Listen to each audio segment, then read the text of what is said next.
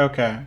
First setting of this freaking video, I want you guys to absolutely turn down your freaking music volume because I swear the music in this game gets so freaking annoying, the loading screen music and stuff. So there you go, turn that down, especially if you're recording videos. Nobody wants to hear the freaking sound of freaking Cold War music in the background, you know?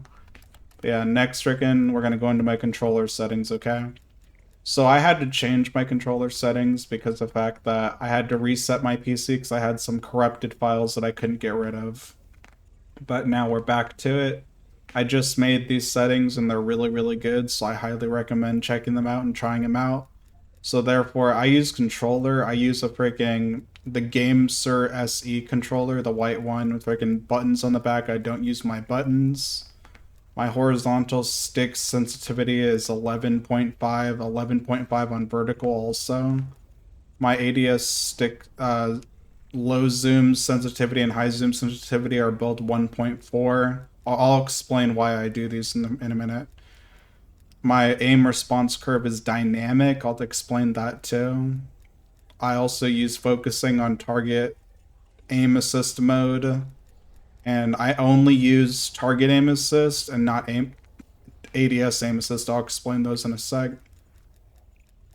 My dead zones. Okay, these are gonna vary per person because of the fact that dead zones are different on each controller. I use a freaking very low input delay or a very low stick drift or no stick drift controller. So yeah, if you have a GameSir controller, which you can purchase one down in the freaking description too, using my freaking link from Amazon, it will highly support me.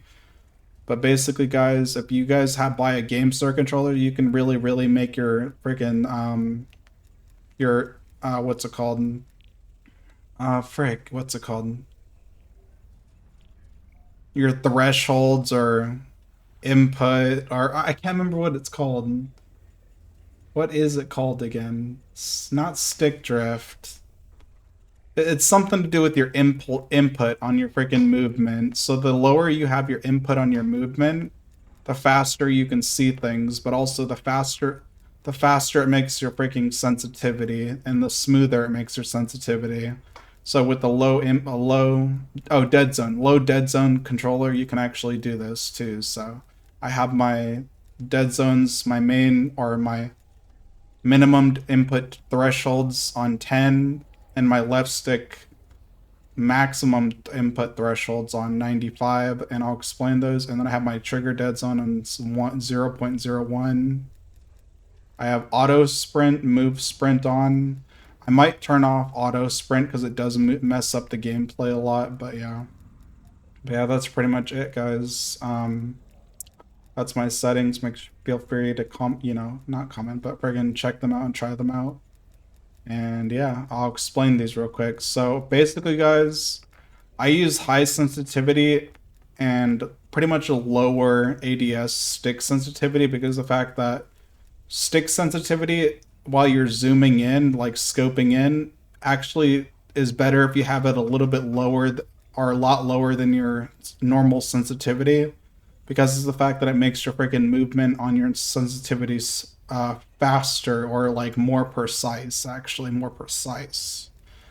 And then I use dynamic because dynamic is better than freaking linear on this game. Dynamic is like an upgraded linear. It basically makes all of your movements so much better. If you read right there, it says reverse S curve mapping for fine aim rate control, faster initial response, and smooths out with higher stick deflection. So basically, what I've noticed is that dynamic actually helps me smooth my freaking aiming and my ADS and my basically it helps with the aim assist too. And then I also don't use ADS aim assist because the fact that it slows down, it just is too much aim assist, and too much aim assist isn't good because the fact that it makes your gameplay worse. It makes your movement and everything worse if you have too much aim assist going on. And sometimes the ADS aim assist will make it so you're like slowing down your aim and everything like that if there's like an enemy like right next to you in like across from a wall.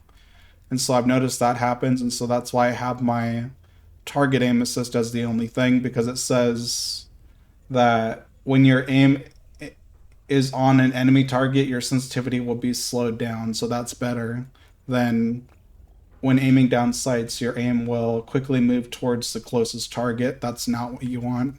And then I keep my thing on focusing because it says strong aim slowdown that also kicks in when nearly missing target, but best for players new to stick aiming.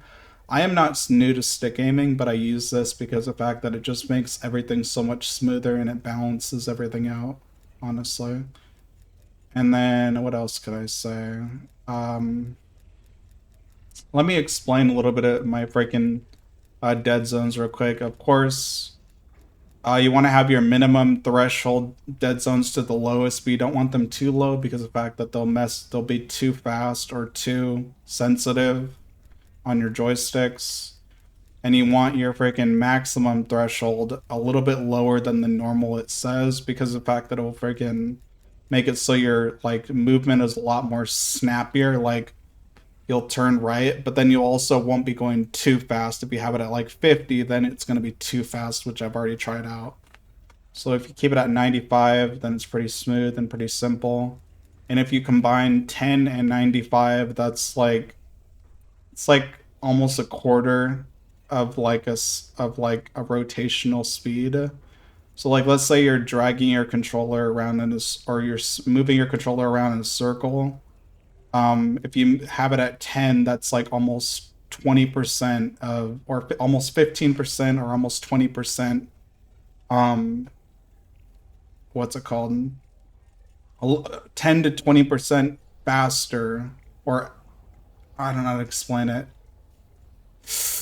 10 to 20% faster than your max input. So I don't know how to explain this in like a technical term or like in a simple term, but like if you have your max, sorry. Okay. Yeah. So, like for example, if you use your max threshold at 95, you can also achieve smoother and more precise gameplay because the fact that you can, I don't know how to explain it. Just imagine like a line, right? Imagine a line, like a curved line. It's like thinking of the linear strategy. So with like velocity, this is like more of like if you draw a line, it kind of has a little bit of a curve at the end, or like no, it's like a big curve in the middle. I don't know. I'll have to show a graph on this clip of like a correct velocity speed. There's a simple term for it, but I don't know how to explain it. So yeah. Anyways, that's pretty much my settings, guys. Hope you guys enjoyed. Peace. I'll have to show a graph or have to explain it later more. But yeah, thank you for watching.